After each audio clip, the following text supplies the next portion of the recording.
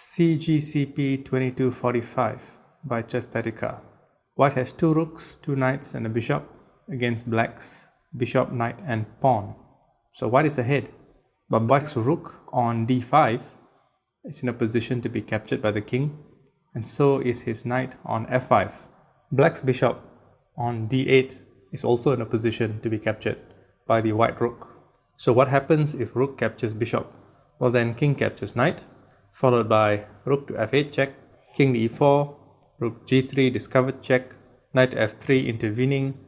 Either rook captures the knight, king to d5 or e5, doesn't really matter. Maybe rook to e3 check, king to f4, king g6, c3, and you can see where this is going.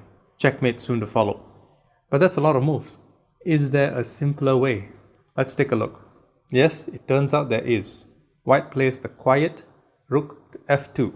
This defends both the knight and the other rook. The other rook is defended through discovery by the bishop on h1. And now if bishop to f6, black defends his own knight, king to g8. And now no matter what black plays, for example knight to c6, either knight to c7 or knight to c5 mates. Now there are a number of possibilities. For example, if knight to f3, well then rook to e2 check, the king captures the other rook, and bishop captures knight with mate. And what if c3? Well then white can win instantly with the same knight to c5.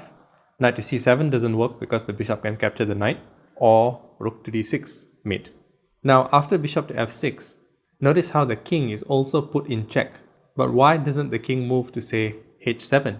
Because this allows the black king to escape, and it takes longer to mate, as you can see from the analysis. So king to g8 is the only move to play here.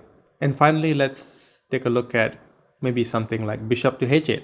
Well then in this case, knight to c7 doesn't work because of king to f6. Knight to c5 also doesn't work because of that. White can still mate with rook to d6. Looking back at the original position, do you think you would have seen the key move, rook to f2? Maybe. It's not that difficult to spot now that you've seen it. In any case, I hope you've enjoyed. Until the next one.